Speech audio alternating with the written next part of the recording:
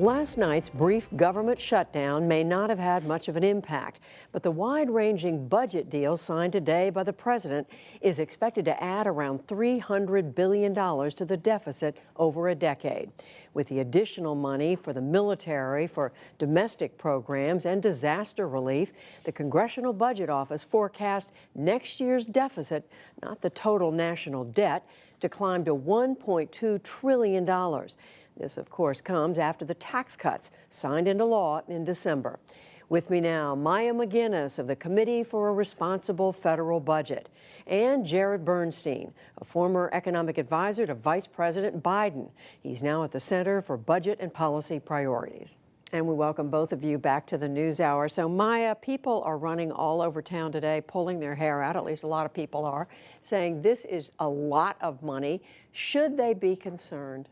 Oh, absolutely. This is a fiscal free-for-all where what is happening is no longer are there any constraints in the budget process where lawmakers are basically saying, we want this, we want this, we want this, and we'll trade it to you for whatever you want as long as nobody pays for anything. And we are doing bad fiscal policy where we are increasing our national debt that is already at near historical levels.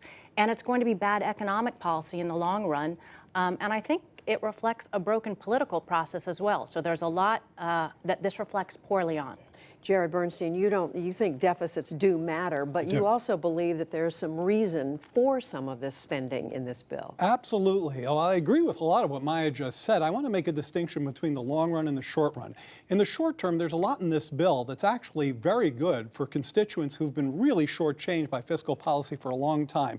Expanding the children's health insurance program, community health centers, disaster relief, infrastructure, VA hospitals, college affordability. That's all in there. Also, in the near term, I think some of this fiscal stimulus could actually help people who are still left behind in this economy. It's very unusual to do this when the unemployment rate is already low, but there's a chance that it could go lower and actually help some folks. Now, in the long term, though, I'm pretty much where Maya is. There is a disjuncture between what we collect and what we spend, and eventually that's going to be definitely problematic. So, Maya, some of this spending, in other words, there's a rationale behind this. There are people in need. I mean, some of the programs Jared mentions have a serious constituency behind them. Absolutely. There's no judgment on whether these spending priorities are good. Many and probably most of them are.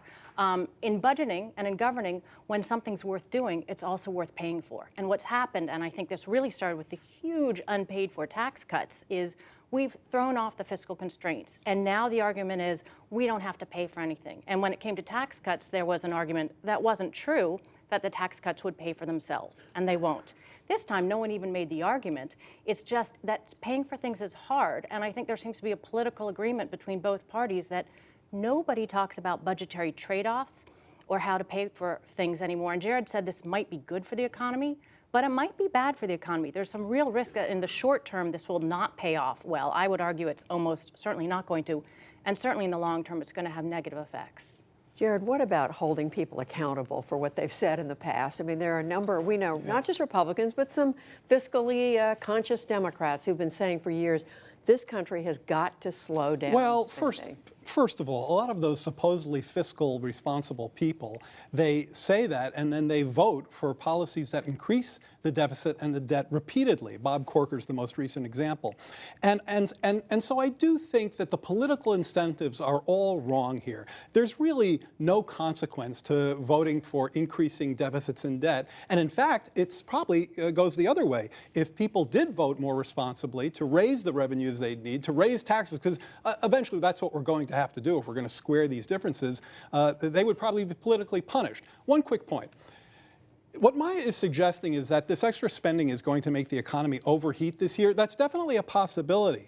But if you look at the indicators of overheating, like inflation, they're actually very tame right now. And I suspect that this stimulus will be helpful in that regard. What about that, Maya? And I also do want to ask you about those Republicans who have been saying for years there has to be a cutback, that the spending increases can't continue.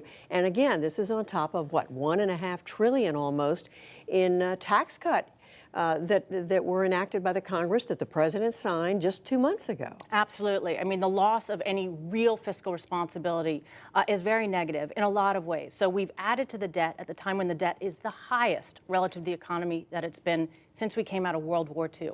We're about to have trillion-dollar deficits. Last time that happened, we were in a huge recession, and it was understandable. This is self-imposed, and it's very damaging during a time when the economy is expanding, and we won't be as ready for the next downturn.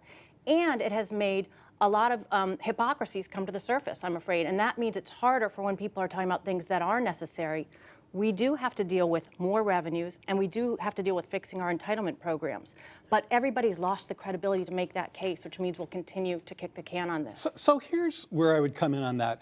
The world that Maya is describing is a world that we really should be in, where people are much more fiscally responsible, both voters and the people they vote for. That's not the real world. That's not the world we live in. So we can decide to wait until we arrive at that world and disinvest in children's health care and infrastructure and helping folks who still have been left behind in this economy. That's an unacceptable trade-off to me. I think we have to walk and chew gum at the same time. I think we have to make the investments that are so critical to this country, especially in an era of inequality, and at the same time, really work hard to put revenues back on the table, because that is the key to solving this problem. And controlling the spending side. I think the key to fixing this problem is on both sides. And I think walking and chewing gum at the same time doesn't mean putting everything on the national credit card. What we need is a set of rules and constraints that both parties can actually agree to. And we go back to what budgeting is. If something is worth doing, you have to figure out how to pay for it. And there are actual trade-offs. And Republicans and Democrats will continue to fight about the size of government.